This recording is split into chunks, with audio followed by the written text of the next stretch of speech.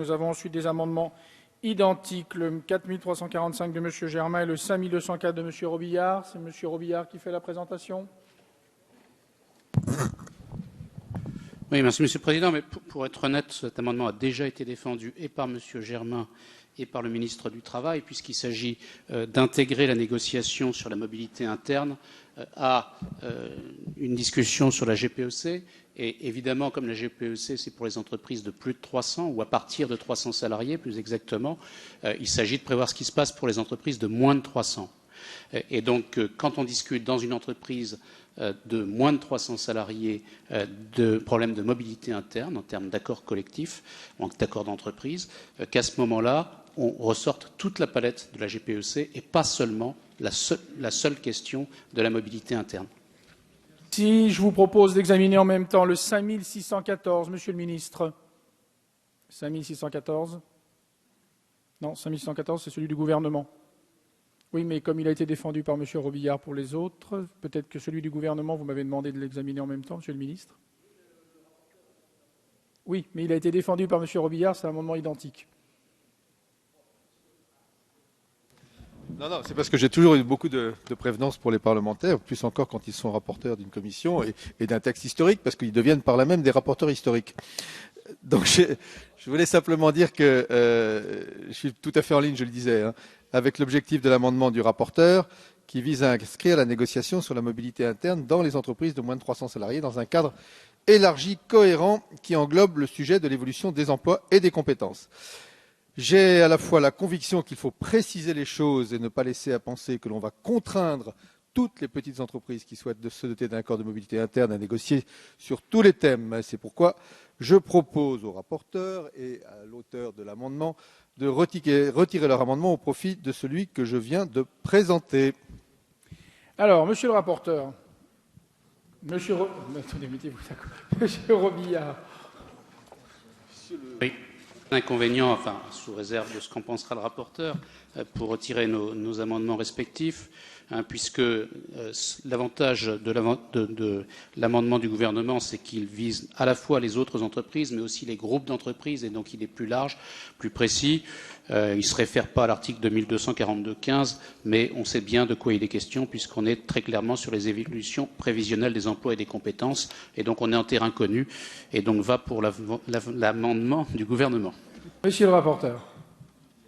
Oui, le gouvernement, en déposant un amendement qui est une rédaction meilleure que la nôtre, comme vient d'expliquer mon collègue Denis Robillard, nous ramène à notre modeste condition de parlementaire, et donc nous sommes prêts à retirer nos amendements en sa faveur.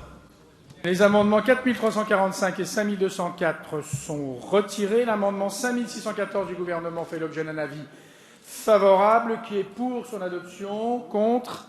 Il est adopté. Nous examinons ensuite les amendements identiques 4322 à 4331. Madame Fraisse, Monsieur Candelier. Merci, Monsieur le Président. Cet amendement est très simple. C'est bien évidemment un amendement de repli. Il propose que ce ne soit pas la négociation qui aborde les points des mesures d'accompagnement à la mobilité, les limites géographiques, les mesures de conciliation entre la vie professionnelle et la vie personnelle, mais bien le texte de l'accord lui-même. Ainsi, l'accord ne pourrait être valable si ces trois points sont clairement délimités. Il va sans dire que cet amendement établit un minimum et qu'il ne saurait valoir approbation de notre part à ces accords de mobilité qui sont, je veux le redire, d'une gravité extrême. En effet, le refus des salariés est considéré dans le projet de loi comme valant automatiquement un licenciement économique. Mais le projet dit qu'un tel licenciement est traité comme un licenciement économique individuel, ce qui peut se révéler problématique, car dans ce cas, le salarié ne bénéficie que des mesures d'accompagnement de la mobilité prévues dans l'accord. En faisant dépendre les règles de mobilité d'un accord d'entreprise, on augmente les inégalités entre salariés. Il y aura ceux dont les délégués n'ont pas signé d'accord, qui seront mieux protégés que les salariés où un mauvais accord aura été signé. C'est toute la tartufferie de faire prévaloir les accords sur la loi. Pourquoi cette prévalence de l'accord sur la loi est-elle outrancièrement louangée par les plus radicaux des ultralibéraux, par la droite et par le patronat? Parce qu'elle permet justement la suppression du Code du travail, l'institutionnalisation des inégalités entre salariés et la sanctuarisation de la position de force de l'employeur par rapport aux salariés. D'où la nécessité, Monsieur le Président, d'adopter cet amendement. Merci. Merci. Avis de la commission, monsieur le rapporteur. Oui, Monsieur le Président, j'ai un amendement qui a le même objet exactement, mais que j'ai signé avec Madame Fraisse. Vous voyez, Monsieur Chassaigne s'évertue à créer des convergences autour de lui depuis quelques jours, mais moi aussi, puisque j'en ai défendu un avec Monsieur Vercamer, un avec Madame Fraisse et j'en aurai un avec Monsieur Cavard. Mais je crois que c'est le lot commun des hommes, depuis que nous avons un nombril, d'essayer de faire ces convergences autour de nous. Et donc, je trouve que l'idée défendue par l'amendement précédent, mais qui est plus synthétique dans le nôtre et qui évitera de faire tomber les amendements sur la suite, mais qui prévoit bien que ce n'est pas simplement la négociation qui doit porter sur les objets prévus, mais c'est l'accord lui-même et qu'il ne sera pas valable s'il manque un de ces objets-là. C'est la raison pour laquelle j'émets un avis défavorable sur celui-là et un avis favorable, excusez-moi, sur celui de M. Germain et de Mme Fraisse. Avis du gouvernement, monsieur le ministre. Très bien, je mets aux voix donc les amendements 4322 à 4331 qui font l'objet d'un avis défavorable. Qui est pour, contre, ils sont rejetés. L'amendement 2479 rectifié de monsieur Germain et de madame Fraisse font l'objet d'un avis favorable. Qui est pour, contre, il est adopté. L'amendement 26 n'est pas défendu. Nous en arrivons aux amendements 1040 à 1049. Madame Fraisse. Retiré, merci. Nous examinons ensuite les amendements identiques 1030 à 1039. Le 1030, Madame Fraisse. Le 1030.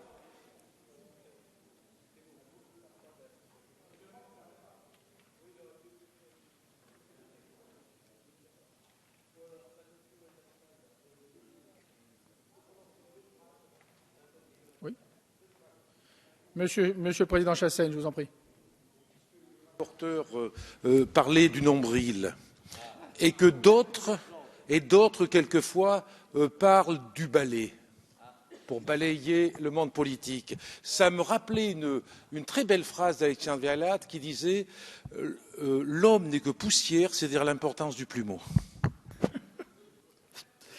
Bon, Madame Fraisse, le 1030. Non, il a occupé un peu le temps en attendant que Madame Fraisse retrouve le papier du 1030. Ça y est. Je vous en prie, Madame.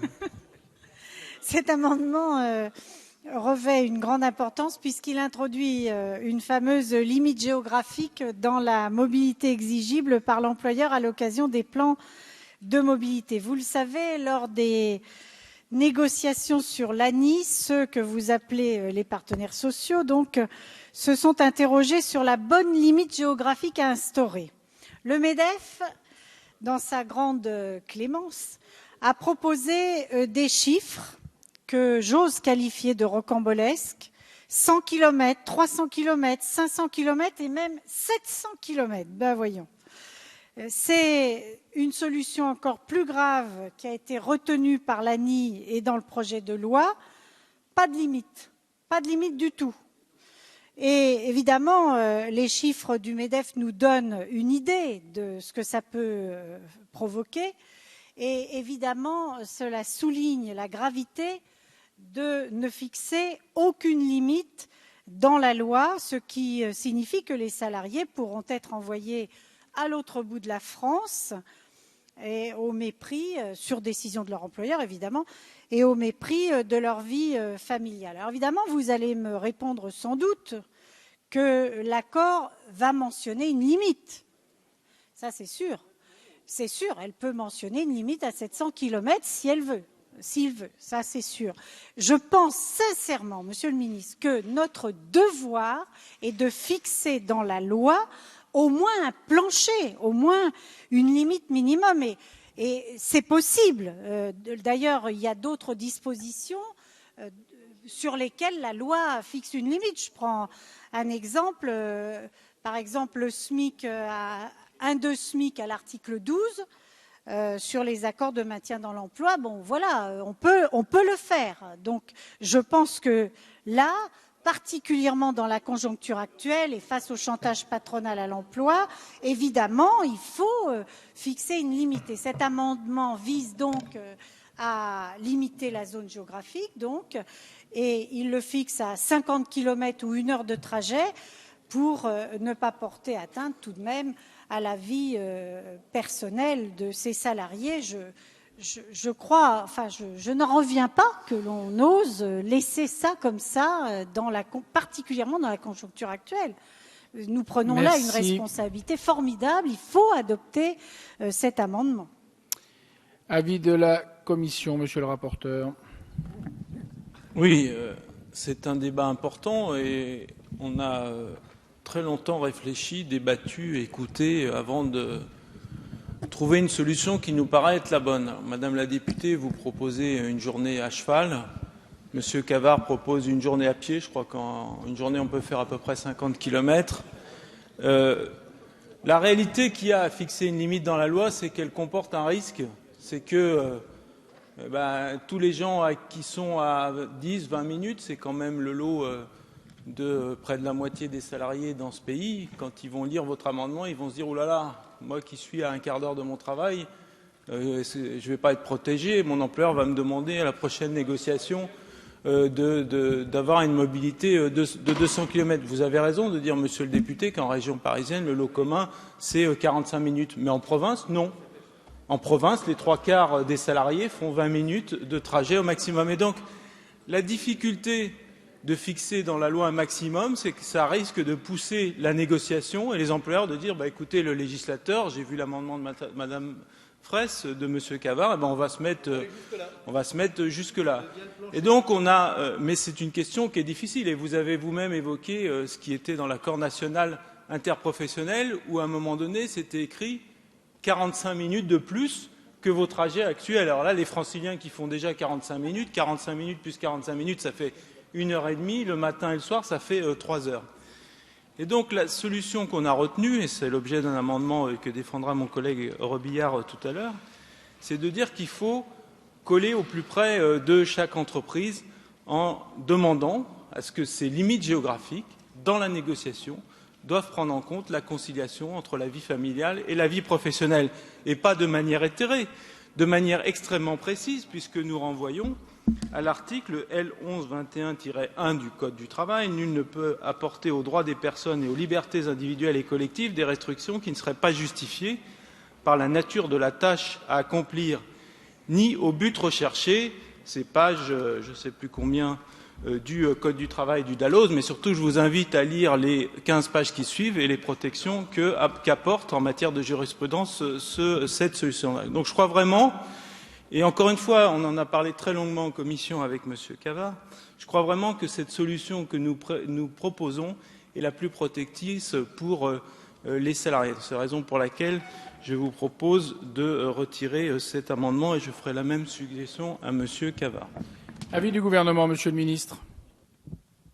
Monsieur le Président, j'ai le même avis parce que je pense que, sans le vouloir, évidemment, sans le vouloir, Madame Fraisse-Casalis, la proposition de cet amendement est plus dangereuse pour les salariés que la proposition qui est la nôtre. Mais je voudrais, là aussi, pour que chacun ait bien en tête le raisonnement.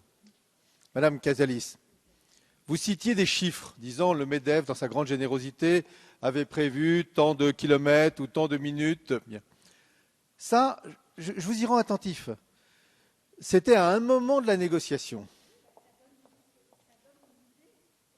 Ça va vous donner une idée de la manière dont la négociation s'est nouée, a évolué et s'est conclue, à la demande des organisations syndicales. Ça, c'était le point de départ. Et ce point de départ est apparu, justement, dangereux aux organisations syndicales, parce que les chiffres que vous citez, même s'ils sont plus faibles, n'apparaissent pas comme des plafonds, mais finissent par apparaître comme des planchers. On met ça au minimum. Donc, ça n'était pas protecteur. Les organisations syndicales elles-mêmes ont dit un accord dans l'entreprise, c'est plus protecteur que des limites fixées par la loi. C'est plus protecteur. Mais c'est celles qui ont débattu. Mais elles étaient toutes autour de la table. Elles ont toutes débattu de ce sujet. Elles n'ont pas toutes conclu, mais elles ont toutes débattu. Mais alors, Monsieur Chastel, on va être très clair.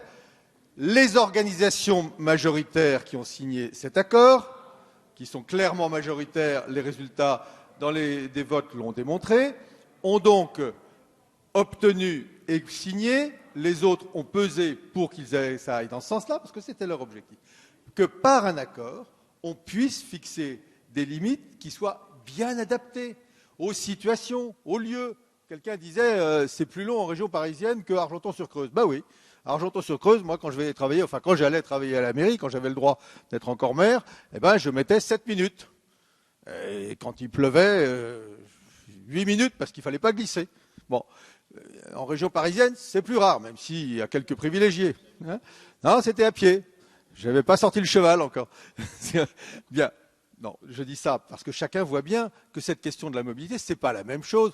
Est-ce que je peux dire en plaine et en montagne, en ville ou en campagne? Donc il faut s'adapter. Et l'adaptation, elle ne se fait pas par un texte qui est le même pour tout le monde, parce que le texte qui est le même pour tout le monde, je le répète, il finit par être le point auquel on se place, alors que les accords peuvent être largement en dessous. Donc l'accord collectif est plus protecteur, là, concrètement, précisément, que le mécanisme qui se fixerait des limites par la loi.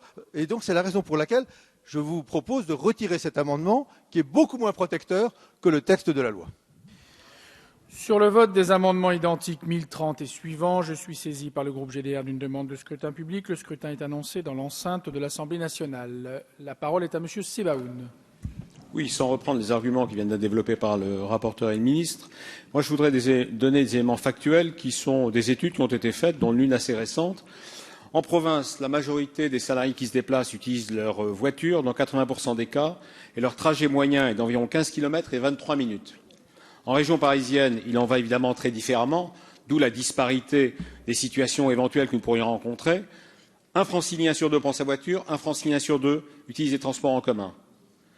Un quart en grande couronne est à plus de 60 minutes de son lieu de travail, et quand on regarde la réalité de ce que ça représente, départ du domicile jusqu'à l'arrivée au lieu de travail, avec les différents modes de transport qui sont utilisés, 1, 2, 3 ou 4 pour les franciliens, on en est à 2h03 dans le Val d'Oise, 2h35 en Seine-et-Marne, 2h24 en Essonne, 2h24 dans les Yvelines et à peu près 2 heures ou un petit peu plus dans le 93 et 94. Donc la réalité est tellement différente entre la région parisienne et la province qu'il faut à un moment donné ne pas fixer des bornes qui n'auraient pas de sens.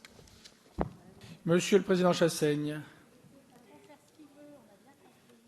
Oui, au début de la discussion de cet article, Monsieur le ministre et Monsieur le rapporteur, vous nous avez expliqué que cet article constitue une avancée par rapport à la situation actuelle. Vous l'avez dit et redit.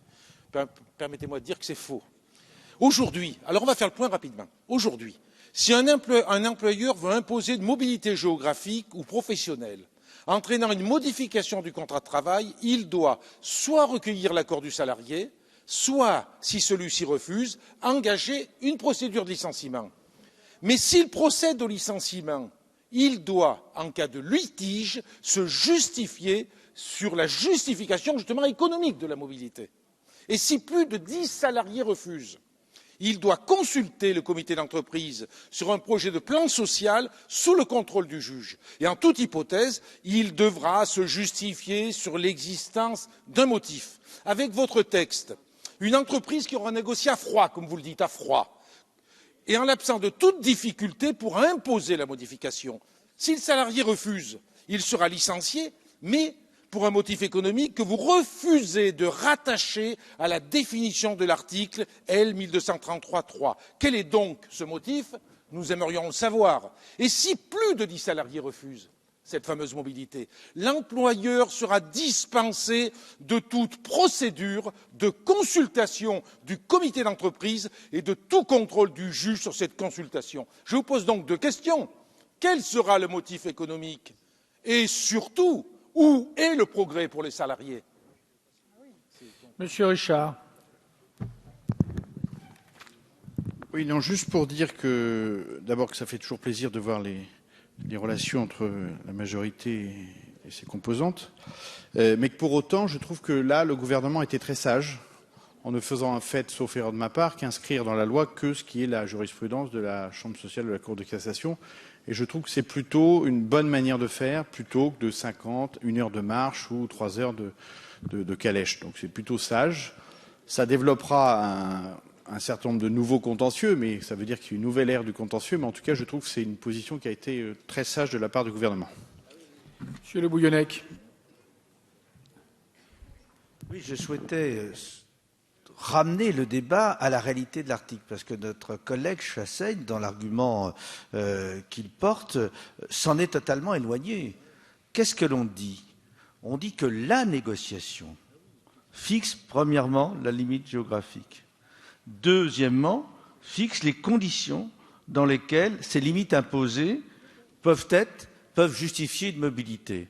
Et troisièmement, je me permets de dire, parce que ça, c'est un sacré progrès, quand dans la loi, on inscrit ce qui n'était avant que dans le processus jurisprudentiel, on inscrit que tout cela se fait dans la conciliation entre la vie professionnelle et la vie personnelle. Et moi, je considère que c'est cette réalité-là qui va s'imposer dans la négociation et qui sera, je voudrais le dire à nos collègues, l'instrument susceptible d'en contester les effets, y compris devant les juridictions, si par nature elles devenaient par trop incompatibles. C'est pour cela que le dispositif est important et je me permets de dire qu'il y a danger à fixer une limite dont les conséquences sur les salariés seraient totalement différentes en fonction des territoires et qu'elle pourrait, à un moment donné, être éminemment défavorable aux salariés.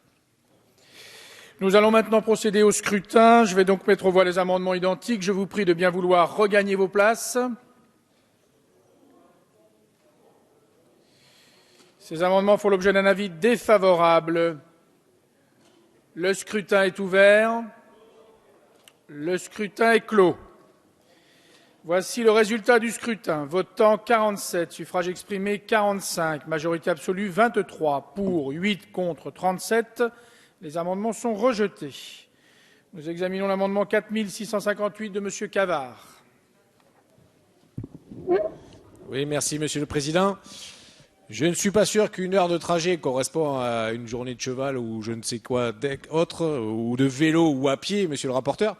Alors, en fait, on est exactement sur le même sujet. On cherche à essayer depuis le départ, donc pour être un peu plus sérieux, sur le fait de faire attention, je l'ai dit tout à l'heure dans la discussion générale par rapport à cet article, que la mobilité ne devienne pas et ne soit pas déviée de ce que l'on recherche, c'est-à-dire que la mobilité interne soit mal utilisée par certains, et c'est ce que nous cherchons à faire depuis le début, et que ce soit le salarié, puisque je reviens sur le fait que quand même un lien de subordination, même si on reste sur des discussions, des accords, etc., qui pourrait en pâtir, et donc c'est vrai que cet amendement cherchait tout simplement à trouver un moyen de pouvoir recadrer cette idée-là. Mais comme les amendements qui suivent, en espérant, Monsieur le Ministre, parce que c'est vous qui aurez le dernier mot, sur le fait que ces amendements qui suivent, qui replacent notamment au niveau du rapporteur, je crois qu'il y a un certain nombre d'amendements, ou même du groupe SRC, qui essayent de recadrer notamment les conditions familiales, qui essayent de recadrer les moyens, y compris qui peuvent être attribués par rapport à la mobilité interne. Donc sincèrement, Monsieur le Ministre, je ne vous demande pas de vous prononcer à l'avance sur les autres amendements, mais enfin, si ces amendements ne posent pas de problème, je vous avoue qu'on pourrait donc retirer, j'attendais votre réponse quand même, l'amendement en question. Merci, Monsieur le rapporteur. Vous avez expliqué tout à l'heure, mais... Oui, je crois que M. Cavard a retiré son amendement, puisque le ministre vient de lui confirmer qu'il avait lu l'amendement suivant, favorablement. L'amendement est donc retiré. Nous examinons des amendements qui peuvent être soumis à une discussion commune. Le 5227, M. Bachelet. Oui, merci, Monsieur le Président. Cet amendement, qui est donc soutenu par l'ensemble des collègues du groupe SRC, prévoit que la négociation portant sur les conditions de la mobilité professionnelle ou géographique interne à l'entreprise concilie, on vient de l'évoquer, vie professionnelle et vie familiale, notamment tout ce qui peut relever des charges de famille des salariés concernés. Alors, cet amendement s'inscrit dans l'approche de l'article 10 tel qu'il a été rappelé par Monsieur le ministre tout à l'heure, mobilité interne encadrée. Je rappelle d'ailleurs, pour le souligner, que l'article a été placé dans l'accord au chapitre consacré à l'information des salariés, ce qui est un point qui me paraît devoir être souligné. Cet amendement est important parce que, à la fois pour les salariés et pour les entreprises, parce que nous savons, et nous sommes d'accord là-dessus, que le travail a une valeur et pas seulement un coût. Il a une valeur pour les salariés, dont la vie personnelle doit être respectée dans la définition de leur poste de travail et de ses obligations, et puis une valeur pour les entreprises qui gagnent évidemment en productivité, en compétitivité, en performance, à avoir des salariés associés à la décision et qui sont bien dans leur travail. Et donc, cette double valeur pour les salariés et pour les entreprises, et donc cet amendement me semble bien dans l'esprit du texte tel que l'ont défini et Monsieur le rapporteur et Monsieur le ministre. Oui, avis favorable, mais je voudrais, en 2 mots, essayer d'achever de convaincre M. Chassaigne, que je sens hésitant, relisant ses amendements précédents, notamment celui qu'il défendait avec Mme Fraisse, proposant une limite de 200 km autour du domicile. Je ne sais pas si les habitants de Saint-Amand-Roche-Savine considèrent que c'est beaucoup, mais je pense quand même que c'est un peu plus court leur déplacement domicile-travail. Avis du gouvernement, Monsieur le ministre.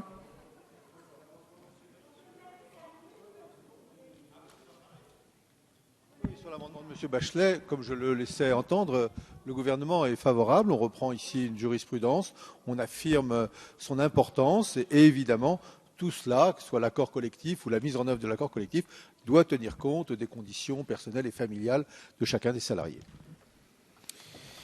Merci. Je mets donc aux voix les amendements 5200... Non, ils ne sont pas identiques. Le 5227 de M. Bachelet, qui fait l'objet d'un avis favorable. Les deux ne sont pas identiques, Monsieur le ministre. Mais je vais mettre aux voix chacun des deux.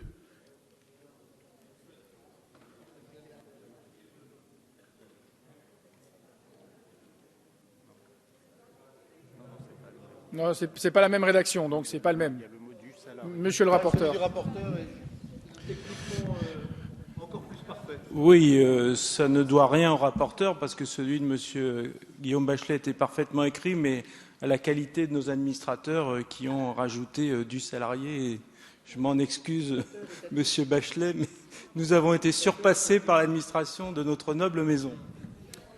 Donc, M. Bachelet, vous acceptez de retirer votre amendement, M. Bachelet, au bénéfice. Très bien. Donc, nous passons au vote sur le 1899 qui fait l'objet d'un avis favorable, qui est pour son adoption, contre, il est adopté. Nous examinons le 1900 de M. Germain.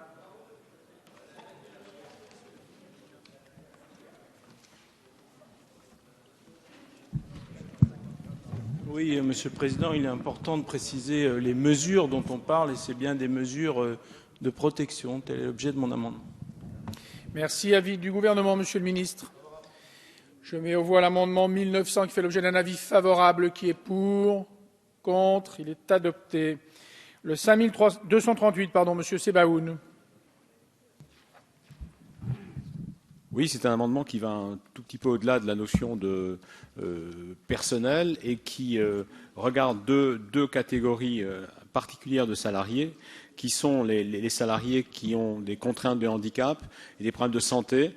Et il nous semble que le préciser dans la loi est utile. Avis de la Commission, Monsieur le rapporteur. Favorable. Monsieur le ministre. Je mets aux voix l'amendement 5238 qui fait l'objet d'un avis favorable, qui est pour, contre, il est adopté. Le 25 n'est pas défendu. Nous examinons des amendements identiques 1020 à 1029. Monsieur Candelier.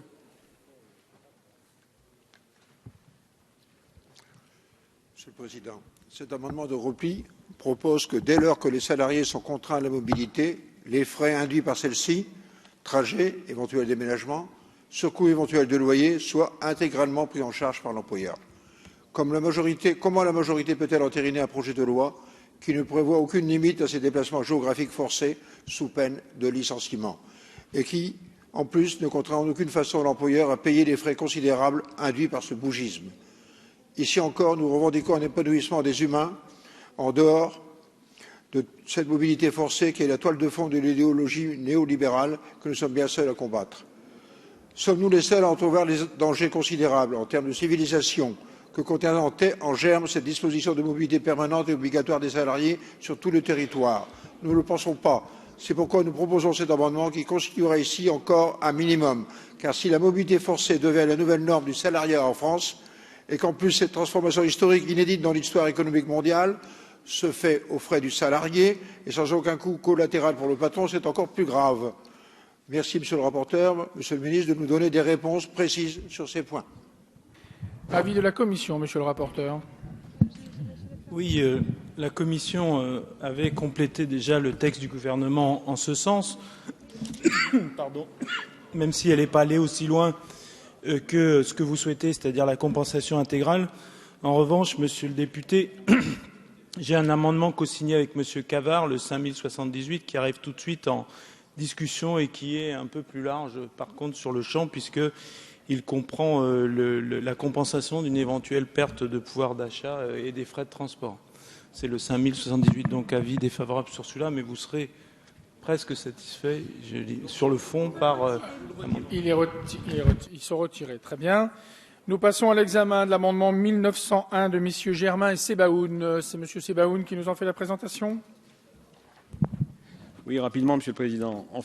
Quand vous lisez le texte comme il est sorti de la Commission, justement dans le sens de ce qu'on est en train de dire, il avait été ajouté prise en charge d'éventuels frais de déménagement et frais de transport supplémentaires.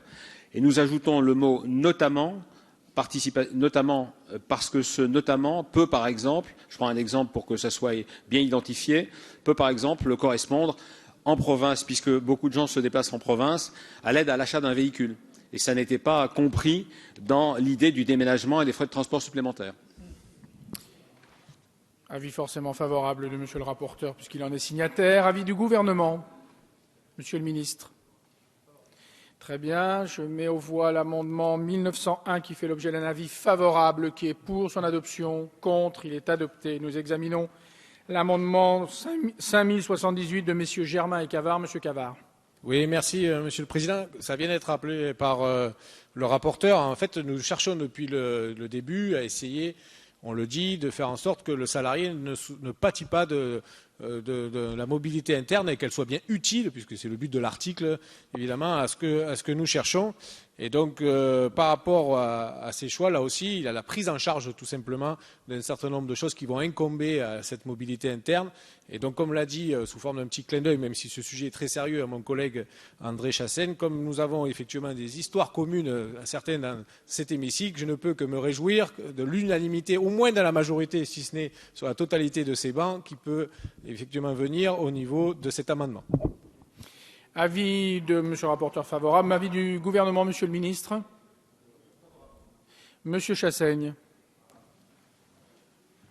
Une simple observation pour dire que tous les amendements qui sont présentés, que nous votons d'ailleurs par le rapporteur, vont dans le bon sens. Mais je voudrais quand même ajouter une petite précision qui correspond à la réalité de ce que l'on vit. Les grands groupes qui licencient ou qui font des accords de mobilité, on en connaît beaucoup en ce moment, ils sont prêts à mettre des sommes d'argent considérables pour pouvoir déplacer leur personnel.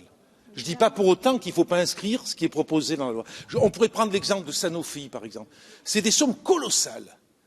Ce que je veux dire par là, c'est que dans la mesure où la loi permettra de mettre en œuvre la mobilité après la signature d'accords collectifs, il n'y aura plus d'obstacles pour la mise en œuvre de cette mobilité. Notamment, ne croyez pas qu'il y aura un obstacle financier quelconque, parce qu'ils mettront le paquet. Et j'ai à côté de Saint-Amaro-Chavigne-Patrella une entreprise Sanofi qui, fort heureusement aujourd'hui, ne licencie pas en ce qui la concerne, ne supprime pas des emplois en ce qui la concerne, et accueille des salariés qui viennent de Toulouse, qui viennent de Bordeaux, qui viennent de Romainville, qui viennent de Neuville dans le Rhône. Et c'est des sommes considérables qui sont données, mais l'essentiel pour eux, c'est de satisfaire leur stratégie, les orientations qu'ils peuvent mettre en place en fermant des sites, avec au final des profits qui sont à 25%. Monsieur le rapporteur. Oui, juste en un mot, une toute petite précision, monsieur le député, puisque vous parlez de Sanofi, on parlait hier de France Télécom, et au fond, les partenaires sociaux, quand ils ont négocié, avaient aussi ces exemples en tête. Et nous venons d'adopter un amendement pour que justement ces discussions se passent au niveau des entreprises et pas au niveau du groupe, ce qui est en partie une réponse au cas que vous décrivez. Monsieur Richard. Oui, on a eu une avancée, et d'ailleurs le groupe de M. Chassaigne l'a voté tout à l'heure, et je trouve ça bien, et je l'ai salué. Là, c'est quelque chose qui, je trouve, assez respectueux des salariés. Simplement, je trouve que c'est assez fumeux quand même. Éventuelle perte de pouvoir d'achat, ça ne veut pas dire grand-chose. C'est ce que je disais à mon collègue Cavard. Bon. Pour autant, je trouve que c'est une avancée. Ça donnera lieu à beaucoup de jurisprudence encore. En tout cas, même si le pouvoir d'achat, monsieur le rapporteur, ça veut dire beaucoup de choses pour les gens, je vous l'accorde, ça nécessitera une précision, mais ça me paraît quelque chose de respectueux des salariés. Je mets aux voix l'amendement 5078 qui fait l'objet d'un avis favorable. Qui est pour son adoption? Contre? Il est adopté. Il fait tomber les amendements suivants. Nous en passons donc à l'amendement 2644 de M. Germain. Rédactionnel, Monsieur le Ministre favorable. Je mets aux voix le 2644. Pour, contre, il est adopté. Nous examinons les amendements identiques 1060 à 1069. Il est retiré. Ils sont retirés. Nous arrivons à des amendements qui peuvent être soumis à une discussion commune, les 1101 à 1110. Madame Fraisse.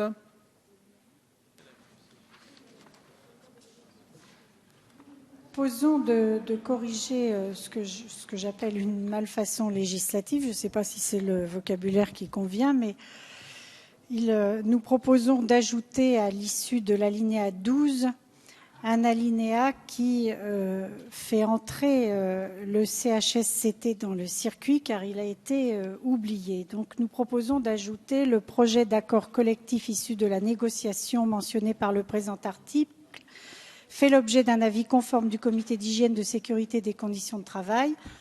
L'absence d'avis ou l'avis contraire du comité d'hygiène, de sécurité et des conditions de travail fait obstacle à la signature définitive de l'accord. En effet, vous n'avez pas intégré le CHSCT à la boucle de ces accords et nous considérons que c'est extrêmement important que ces CHSCT, qui ont pour mission de contribuer à la protection de la santé, de la sécurité des travailleurs ainsi qu'à l'amélioration de leurs conditions de travail, puissent examiner les situations et donner un avis. Elles sont tout à fait qualifiées pour analyser et contrôler les plans de mobilité forcée, leurs conséquences en termes de conditions de travail, mais aussi de conditions de vie, de risques psychosociaux éventuels.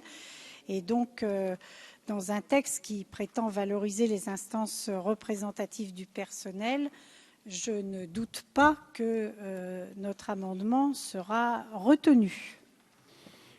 Avis de la Commission, Monsieur le rapporteur. Non, attendez, pardon. Avant, il y a l'amendement 4647 rectifié de Monsieur Cavard qui fait partie de la discussion commune. Monsieur Cavard. Merci, Monsieur le Président. Effectivement, c'est le même sujet. La différence, c'est que par rapport à l'amendement que vient de décrire notre collègue Jacqueline Fraisse, c'est que là, il n'y a pas de condition. C'est-à-dire qu'effectivement, il y a l'avis, mais dans l'amendement, nous n'avons pas été jusqu'à faire en sorte que l'accord ne serait pas effectivement reconnu en cas du choix et de l'avis en question ou de non-avis du CHSCT. Donc nous trouvions quand même important que la CHSCT soit quand même à un moment donné consultée au vu du fait que là, les conditions de travail du salarié peuvent être effectivement bousculées, c'est au moins qu'on puisse dire, par rapport à la mobilité interne. Donc nous serions effectivement plus sur cet amendement si mes collègues du groupe GDR pourraient éventuellement peut-être se joindre, même si effectivement il y a cette notion de non-conditionnalité. Avis de la Commission, Monsieur le rapporteur. Oui, Monsieur le Président, Mesdames et Messieurs les députés, je crois que on peut comprendre l'idée, mais qu'en fait, elle se situe plutôt en réponse à des accords de mobilité que nous ne souhaitons pas. Là, il faut bien voir dans quel cadre on est. On est à froid, on l'a dit. On est à un moment où, tous les 3 ans, en option, on ajoute ça à une négociation sur la GPEC. Et donc, on est en train de définir des règles générales. On n'est pas en train de fermer un établissement. On n'est pas en train de demander à 150 salariés de se déplacer d'un établissement à un autre. Donc, je crois vraiment que votre amendement est plutôt emprunt à une situation où ça se fera à chaud et où on a des plans des départs massifs et de mobilité à faire. Cela dit, la deuxième chose que je voulais dire, c'est que comme il s'agit d'un accord collectif, le CE est consulté et vous savez, on l'a dit à plusieurs reprises dans ces débats-là, il a la possibilité lui-même de saisir le CHSCT si ça peut avoir une conséquence sur les conditions de travail. Vous voyez bien que si l'accord collectif consiste à dire le lieu de travail des salariés, c'est l'adresse de l'entreprise, à ce moment-là, on ne va pas la systématiser. Donc je pense que le dispositif actuel répond à votre préoccupation, pas tout à fait à celle de Madame Fraisse, qui, elle, souhaitait un avis conforme. Avis du gouvernement, Monsieur le ministre. Oui, évidemment, l'avis du CHSCT peut être utile. La question est de savoir s'il est systématiquement utile. Et votre amendement, c'est systématiquement. Le vôtre, c'est systématiquement et conforme. Je laisse de côté le conforme. Mais là, c'est systématiquement. Donc, je rappelle, accord collectif. Même si on a du temps, hein, on est à froid. On n'est pas. Plus on fait du froid, mieux c'est. Hein. C'est comme ça qu'on préserve l'emploi. C'est toute la logique du dispositif d'aujourd'hui. Anticipation. Donc, accord collectif. Tout accord collectif doit, avant d'être définitivement ratifié, faire l'objet d'un avis du comité d'entreprise, qui peut, ça fait partie de ses prérogatives, s'il considère que ceci peut être utile pour l'éclairer, saisir le CHSCT. Donc je pense que ce dispositif, qui est plus souple que celui que vous proposez, répond malgré tout à votre préoccupation, qui est de faire en sorte que le CHSCT, dans des cas où évidemment il est compétent, il peut donner un éclairage utile, donc dans ces cas-là, il sera consulté. Monsieur Carpentier. Oui, je ne pense pas que la volonté des collègues soit d'alourdir la procédure, mais l'on sait bien qu'il faut tenir compte d'une réalité. La souffrance au travail existe et on sait bien que ça va être un facteur, cette mobilité, de modification majeure de la vie personnelle pour certaines mobilités, mais aussi de modification dans les conditions de travail. Et donc, pour bien s'assurer que tout va bien, je crois que ça ne coûte rien et que les choses puissent avancer normalement et humainement. Une précaution supplémentaire vaut mieux, c'est, je crois, de raison. Merci. Je mets donc aux voix l'amendement 1101 à 1110 qui font l'objet d'un avis défavorable. Qui est pour, contre, rejeté. L'amendement 4647 rectifié qui fait l'objet d'un avis défavorable, pour, contre, rejeté.